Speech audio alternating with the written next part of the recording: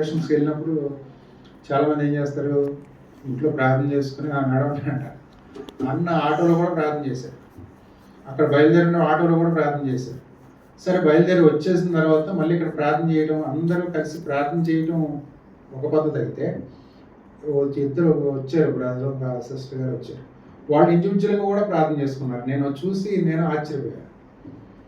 అంటే ప్రార్థనకు ఎంత విలువిస్తున్నారో అది కొంతమంది చూస్తే అర్థమవుతూ ఉంటుంది. అంటే ఏ విధంగా నడిపిస్తున్నారు, ఏ విధంగా వారిని ఆత్మీయంగా బలపరుస్తున్నారు అన్నది నేను మొన్న వచ్చినప్పుడు ఏ తారీఖు గుర్తులేదు, ఆ రోజుని భీమవరం వెళ్ళినప్పుడు ఈ విషయాన్ని చూస్తూ వచ్చాను. అంటే నన్ను సంఘముగానే కాదు, సహవాసముగానే కాదు, ఇండివిజువల్గా కూడా ఆయన మీద ఆధారపడటం నేర్చుకున్నారు.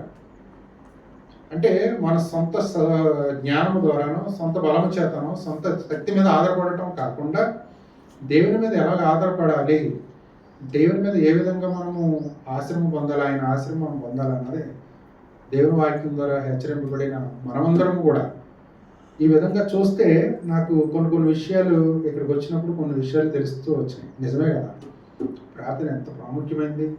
దేవుని అడగటము, ఆయన్ని అడిగి మనము ఈ విధంగా, ప్రభువా నేను పలానా చోటుకి ఇలా వెళ్ళాలనుకుంటున్నాను, మీ చిత్తాన్ని జరిగించు, ప్రయాణంలో మీ భద్రతనివ్వి, లేకపోతే నేను ఈ పని చేయాలనుకుంటున్నాను అని ప్రార్థించటము, సంఘంతో పంచుకోవటము, సంఘ సహవాసంలో పంచుకుని, దైవజనులతో పంచుకుని ఏం చేయాలన్నది దైవజనుల ద్వారా కొంత మనము హెచ్చరిక తీసుకోవటము. ఆనాడు పేతురు లేకుండా అక్కడ ప్రసంగం చేసే వాళ్ళు ఎవరైనా ఉన్నారంటే ఎవరు లేరు. అక్కడ ఎవరిని ఉపయోగించుకున్నాడు దేవుడు? పేతురు గారిని లేపాడు ఆయన. పేతురు గారిని మొట్టమొదటిగా లేపాడు ఆయన.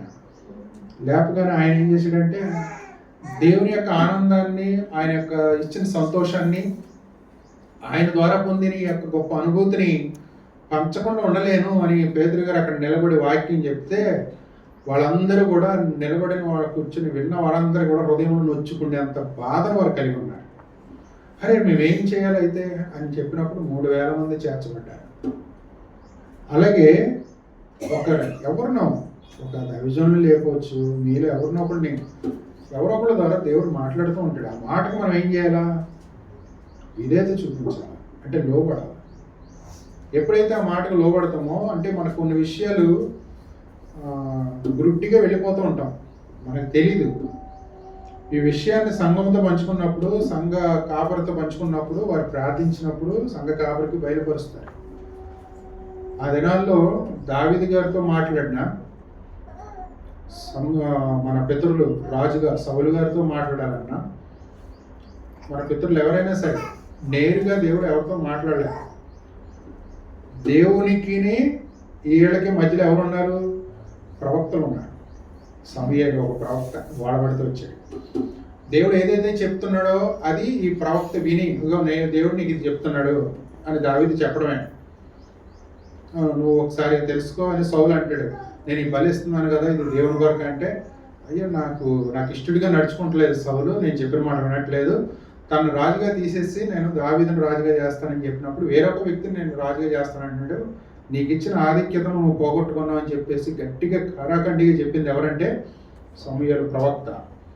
ఈ దైవజనుల యొక్క దినాల్లో దైవజనులు నిలబెట్టుకుని మన కొరకు ప్రభు వాడిని నిలబెట్టుకుని మనతో మాట్లాడుతున్నాడు, వాక్యాన్ని బట్టి మాట్లాడుతున్నాడు. ఇప్పుడు అన్నగారు మార్నింగ్ చెప్తూ ఉన్నారు, పాటలు పాడండి అని. పాటలు పాడితే అన్నగారికి మేలు కలుగుద్దా, మనకు మేలు కలుగుద్దా? ఒకసారి ఆలోచన చేద్దాం. సంతోషంతో ఉన్న మనము దేవుల్లో ఏ పని చేసినా అది మన మేలు వరకే. రేపొద్దున్న మనం అందరం పరలోకంకి వెళ్తాం. అక్కడ దైవజనుల మీద నారారోపణ లేకుండా నువ్వు చెప్పావా లేదా అని ఎవరిని అడుగుతారు? దేవుడు ఫస్ట్ దైవజనులను అడుగుతారు. నేను చెప్పాను ప్రభువా, నా బాధ్యత నేను నెరవేర్చాను. చెప్పిన తర్వాత మన బాధ్యత మనం ఏం చేయాలా? అది నెరవేర్చాలి. నాకు వాళ్ళు చెప్పలేదు, వీళ్ళు చెప్పలేదు అని అక్కడ చెప్పడానికి అవకాశం లేదు. అక్కడ అది భూమి మీదే ఉంది.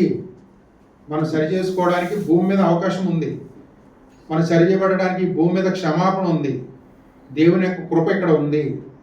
భూలో వాతావరణాన్ని విడిచిపెట్టి ఒక్క క్షణంలో మన ఆత్మ వెళ్ళిపోద్ది. ఒక్క క్షణం ఇక్కడ కన్ను మోస్తే అక్కడ కన్ను తెరుస్తాం. ఒక్క క్షణంలో ఆత్మ వెళ్ళిపోద్ది. భూ వాతావరణం దాటిన తర్వాత కృప కూడా పనిచేయదు. భూ వాతావరణం దాటిన తర్వాత దేవునికి కృప కూడా పనిచేయదు. ఎందుకంటే నిత్యము మడుచున్న అగ్నికి వెళ్ళిపోవాల్సిందే డైరెక్ట్. ఒక్క క్షణంలో వెళ్ళిపోతాడు అనమాట. ఒక్క క్షణం అంటే ఆలోచన చేయండి. కన్ను మూసి తెరిసే లోపల ఇక్కడ మోస్తాం, అక్కడ తెరుస్తాం, అంతే తేడా. వెళ్తున్న ఈ జర్నీ తెలియదు ఇంకా. అంత భయంకరమైనది నిత్య నరకము. అందుకే ఇక్కడ అపోస్తుల కార్యాల్లో మనం చూస్తూ వచ్చాం. ప్రతి వాడు కూడా ఏం కలిగి ఉన్నాడు? భయాన్ని కలిగి ఉన్నాడు లోపల. అరే వాక్య ప్రకారంగా నేను జీవించకపోతే, వాక్యానుసారంగా నేను నడుచుకోకపోతే, నేను ముమ్మారు ప్రభువును ప్రార్థించకపోతే, నిత్యము ఆయన సహవాసాన్ని నేను కోల్పోతే గనక ఆ మండుచున్న అగ్నికి వెళ్ళిపోతానే అనే భయము వారిలో కలిగింది. అందుకే ప్రతి వానికి కూడా భయము కలిగాను అని రాయబడుతూ వచ్చింది. భక్తి ఎవరైనా చేస్తారు. ఈ లోకంలో బయట వాళ్ళు కూడా భక్తి చేస్తున్నారు. కేవలం భక్తి మాత్రమే ఆయన కోరుకుంటట్లే. దేవుడు అంటే భయాన్ని కూడా మనం కోరుకోవాలి. భయం లేకపోతే, దేవుని భయం లేకపోతే మన జీవితం ఎలా ఉంటుందో అసలు ఊహించుకోలేని పరిస్థితి. మానవుని యొక్క జీవితంలో మనకు కలిగి ఉన్న ఈ యొక్క కొద్దికాల శ్రమలే కొద్ది మాత్రం ఉంటాయి. శ్రమలు అనేవి, బాధలు అనేవి శరీరం ఉన్నంత వరకు కూడా ఏదో ఒక డిసీజ్ వస్తూ ఉంటుంది, పోతూ ఉంటుంది. 25 సంవత్సరాలు దగ్గర 25 సంవత్సరాలు, 20 సంవత్సరాల దగ్గర 15 సంవత్సరాల మధ్యలో ఆయన పడక మీద ఉన్నారు భగత్ సింగ్ గారు. అరే నా బాధను తీసివేయని ఏనాడు కూడా ఆయన ప్రార్థన చేయలేదు. ఈ బాధను తట్టుకోవడానికి మీ యొక్క కృపను విస్తరింపజేయ నా పట్ల, తట్టుకునే శక్తిని నాకు. శరీరము ఎంత మరణిస్తే ఒక వారం రోజుల్లో మట్టి అయిపోయింది. ఎముకలేమో 1 నెలలో, 2 నెలలో లేదా 6 నెలల్లో ఎముకలు కూడా మట్టిలో కలిసిపోతాయి. ఎంత మనము చాలా నిమిత్త మాత్రం భూమి మీద ఉన్నంత వరకే మనకు అవకాశం ఉంది. విడిచిపెట్టి వెళ్ళిన తర్వాత నాకు సహవాసం కావాలి, నేను ప్రార్థన చేస్తాను, నేను దేవుని సన్నిధికి వెళ్ళి సేవకులతో నా విషయం చెప్పుకుని నేను ప్రార్థన చేస్తాను అంటే అక్కడ అవకాశం లేదు అక్కడ. అందుకనే ప్రతి వాడిలో కూడా భయం కలిగింది ఫస్ట్. ఎప్పుడైతే దేవుడు అంటే భయం ఉంటుందో, సన్నిధి అంటే భయం కలుగుద్ది, సహవాసం అంటే భయం కలుగుద్ది, పరిచర్య అంటే భయం కలుగుద్ది, వాక్యం అనేటప్పటికి భయం కలుగుద్ది. అందుకంటే దేవుడు అంత ప్రాముఖ్యమైన వాడు. అందుకే వీళ్ళు భయాన్ని కలిగి ఉండటమే కాకుండా ఈ భయాన్ని బట్టి నిత్యము మండుచున్న అగ్ని ఉంది కదా అని చెప్పేసి అనేక మందిని చేర్చుతూ వచ్చారు. సంఘంలో అనేక మంది రక్షింపబడుతూ వచ్చారు, చేర్చబడ్డారు. అలాగా 3000 మంది, 6000 మంది, 6000 మంది, 9000 మంది అలా పెరుగుతూ వచ్చారు తప్ప ఎవరు కూడా విశ్వాసం నుండి తొలగిపోలేదు, పడిపోలేదు. అంత బలమైన పునాది మీద వారు కట్టబడుతూ వచ్చారు.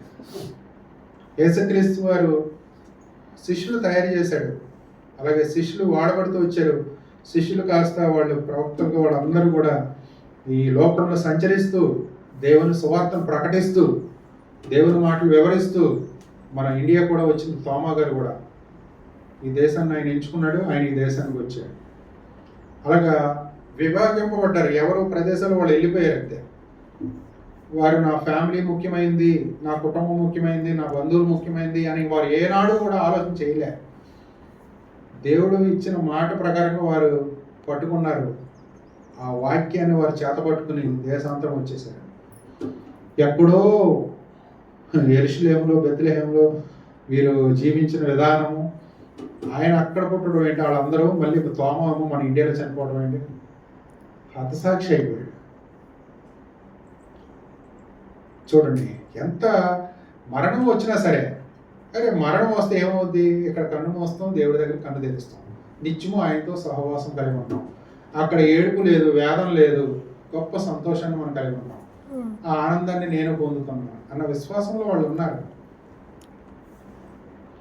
అందుకే అబ్రహాం గారు అంటారు, చదువుదాం ఒక మాట, హెబ్రీయులకు రాసినటువంటి పత్రిక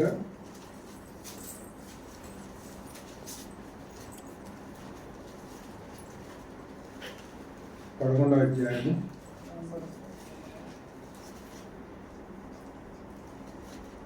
10వ వచనం. ఏలయనగా దేవుడు దేనికి శిల్పియు నిర్మాణకుడనే ఉన్నాడో పునాదులు గల పట్టణం వరకు అబ్రహాము ఎదురు చూచుచుండెను.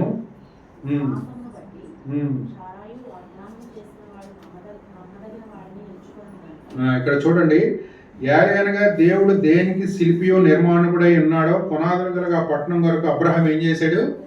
ఎదురు చూస్తున్నాడు. పునాదులు కలిగిన పట్టణం నాకుందే. అబ్రహాం గారు ఈ లోకంలో చాలా ఐశ్వర్యవంతుడే. గొర్రెలు ఉన్నాయి, గొడ్డలు ఉన్నాయి, గేదెలు, ఆవులు, మొత్తం పశు సంపద చాలా ఉంది ఆయనకి. ఒంటెలు, గాడిదలు, పశు సంపద చాలా ఉంది. చాలా ఉన్నతమైన స్థితిలో ఉన్నవాడే.